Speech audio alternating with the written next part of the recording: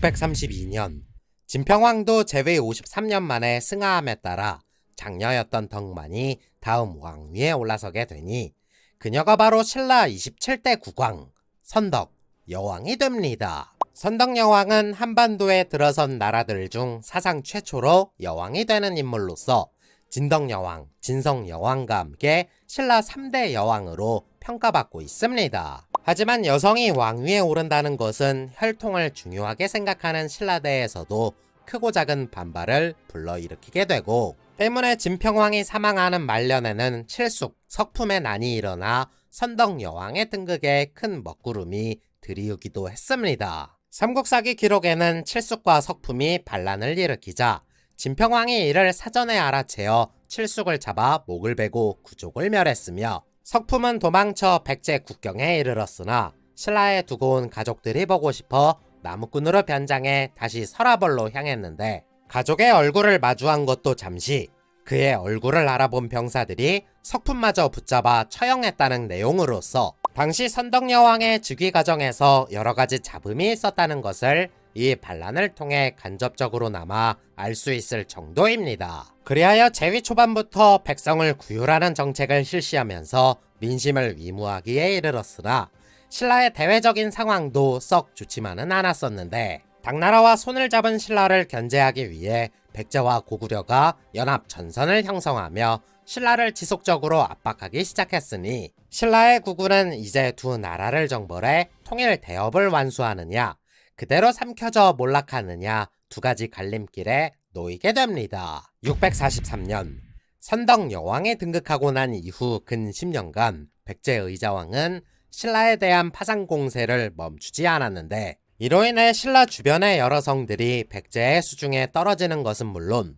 중국과의 교역 루트인 당항성마저 위협을 받게 되었습니다. 여기에 엎친 데 덮친 격으로 신라로 가는 중요한 길목인 대야성마저 빼앗기며 애써 회복했던 가야지방 일대가 백제의 손아귀에 떨어지게 되었으니, 문제는 대야성이 함락됐다는 것은 백제군이 서라벌 코앞까지 이르러 언제든지 수도를 공격할 수 있다는 것을 의미했습니다. 그리하여 김춘추는 선덕 여왕에게 자신이 직접 고구려로 넘어가 그들과 화친한 뒤 군사들을 빌려오겠다며 요청하기에 이르고, 고구려에 입성한 김춘추가 보장왕에게 군사를 빌려달라 이르니 보장왕은 지난날 진평왕이 빼앗았던 영토부터 돌려달라며 협박하기 시작했습니다. 이에 김춘추는 자신의 힘으로 어찌할 수 없는 바이고 사신의 자격으로 온 것이기 때문에 군사를 빌려줄지 말지에 대해서만 답을 해주기를 요청하자, 김춘추의 행동에 괘씸함을 느낀 보장왕은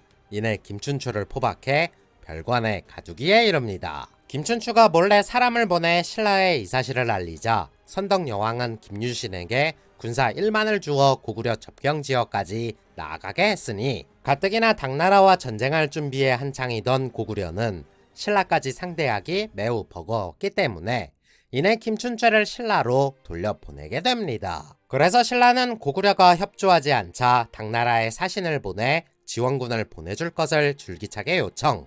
하지만 당나라의 반응 역시 매우 미지근할 뿐이었는데, 대신 이듬해 644년 당나라 태종이 고구려에 서신을 보내 신라에 대한 압박을 멈출 것을 요청했으나 고구려가 이를 거부하게 됩니다. 그래서 선덕 여왕은 진퇴양난에 빠져 이러지도 저러지도 못하고 있었으나, 그녀는 당장의 위급한 상황을 타개하기 위해 김유신을 전면에 내세우게 됩니다. 김유신은 이미 부왕 진평왕 시절부터 여러 전투에 참가해 혁혁한 공을 세우며 명성을 드날리고 있었는데, 이러한 선덕 여왕의 기대에 부응이라도 하듯 백제를 공격해 변방 7개 성을 함락시키는 성과를 올리기도 했습니다. 뿐만 아니라 이 전투에서의 복수를 위해 백제가 또다시 공격을 감행했음에도 김유신의 철벽 방어에 막혀 고전을 면치 못했는데, 마침내 당나라가 고구려를 정벌하기 위해 대대적으로 군사를 일으키자 선덕 여왕도 군사 3만을 일으켜 고구려를 공격. 신라에게 있어 매우 중요한 순간에 백제가 또다시 신라 옆구리를 공격하니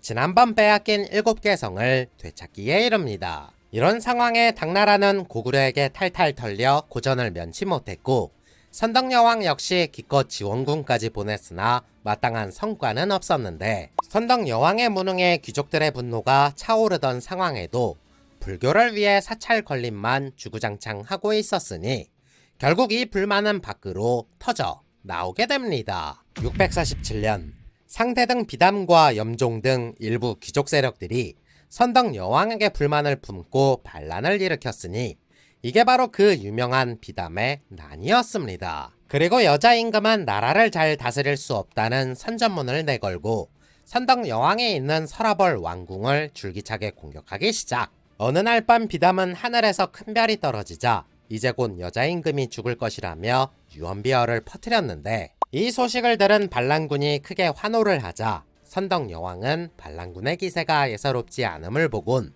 겁을 먹게 됩니다. 그리하여 김유신은 허수아비를 만들어 불을 붙이고는 연에 실어 날려보냈는데, 그 모습은 마치 별이 다시 하늘로 올라가는 것과 같았습니다. 더불어 연을 보며 떨어진 별이 다시 하늘로 올랐으니 여왕의 위험 아래 난신적자 2명이 세상을 혼란스럽게 하고 있다며 병사들을 불러 모아 크게 통려하니 기세가 오른 근황군이 반란군을 공격, 마침내 반란군 우두머리 비담 등을 붙잡음으로써 반란은 이내 진압되고 말았습니다. 결국 선덕여왕은 비담의 난이 진행되던 도중 갑작스럽게 병사함에 따라 마땅히 이어야 할 후사가 없어 대신들은 전전긍긍하고 있었는데, 이때 김춘추와 김유신은 진평왕의 둘째 동생인 국반의 딸 승만공주를 전면에 내세우게 되니 그녀가 바로 신라 28대 국왕 진덕 여왕이 됩니다. 영상이 재밌었다면 구독과 좋아요를 눌러주시고 재미없었어도 구독과 좋아요 좀 눌러주세요. 감사합니다.